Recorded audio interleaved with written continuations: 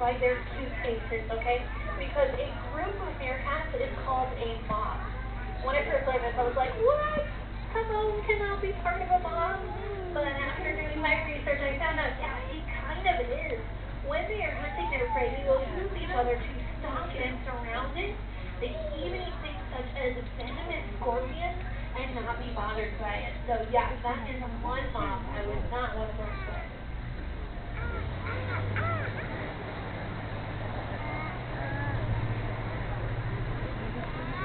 Took two before you ever asked. Over here on the left, you're going to see a panda's favorite boo. Smile and say hi. Hi.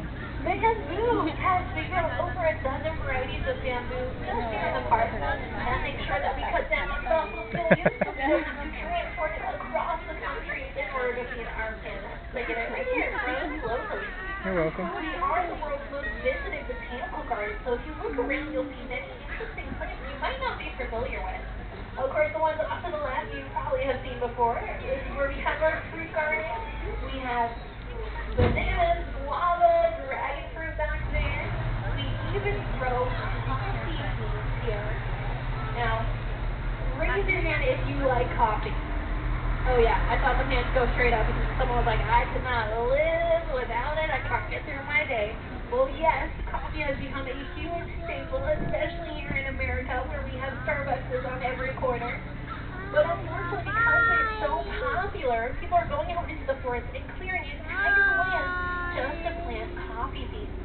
Well, unfortunately, that's not good for our animals. That's not good for us either, because we need those plants in order to, get oxygen to breathe. Also get those food. We also get medicines from those rainforests, so we need them to stick around a little bit longer. Plus, that's a home for our animals. But we also need that coffee, don't we? So what we found out is you can actually grow coffee beans in the shade. It's called shade-grown coffee. And by doing that, you're helping to keep those plants there for us and for the animals. And we still get our coffee. That's a win-win for everybody. If you ever wanted to try shade-grown coffee, we do sell it here in the park. And then, of course, you can go to your local grocery store and try that there. Pick it up. Shade-grown coffee. That's the way to go. On the right here, you're going to notice this is where we have our Australian outback. So if you look at some of these trees, you might see some of our female koalas. We also have a few joeys in there.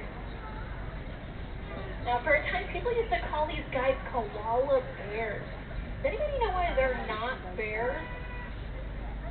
It's because they don't have all the right koalifications. Yeah, these guys are, in fact, marsupials. So just like a kangaroo, they'll grow very young, a little joey in a pouch, until it's ready to come out and face the world. If you look straight ahead, you're going to see kangaroo bus stop number 1. That's going to be the closest stop to the end of our tour today. So if there are somewhere else you wanted to be in the ground, maybe you want to go back to those pandas and check them out, what you can do is hop on the stop over here, take you to any of the 3 other stops that we saw along the way. Once again, those buses come every 15 minutes or so, and they have that big yellow sign in the front window.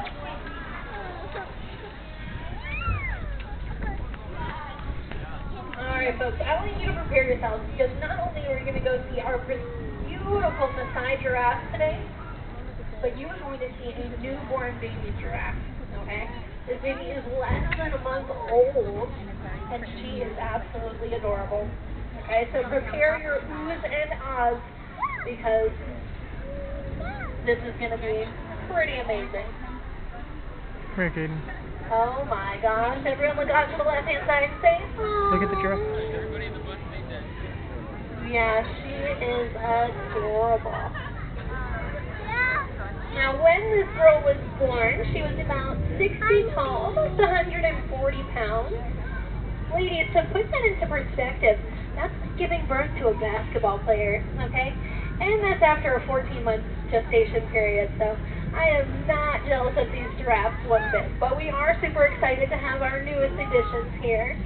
She is our youngest. We also have 2 others that are about a year and a half old. Those are the smaller ones that you see there. And you'll also notice that tall, dark, and handsome guy off to the far back right. That right there is Silver, and he's quite the stud. He's the family man here. He's celebrating Father's Day with a lot of these beautiful little giraffes that you see here. Now you'll notice them reaching up into these trees, kind of reaching on those twigs. These giraffes are looking for those acacia leaves that they love so much. And you might even see them sticking out their tongue, try to grab onto it. Now if you'll notice their tongue, it's kind of black in color, kind of a purpley black color. That is actually sun protection for them. So when they're sticking their tongue out, grabbing onto those leaves, they want to make sure they don't get any sunburn. So that color helps to protect them, because I know I would take a pizza burn or a coffee burn any of the day of the week besides having a sunburn on my tongue. That would be awful. Alright folks, well we can come back to this area a little bit later, but for my friends out there, we're going to go into our backstage pass area next. Now this is an area where people pay a little extra money to get up close and personal with these animals. So I'm actually going to have to turn the mic off, but I want you to look out for some of the things we have here. We have a miniature Mediterranean donkey, a Grant zebra, we have some red kangaroos, Caribbean flamingos, you might even see a cheetah, okay?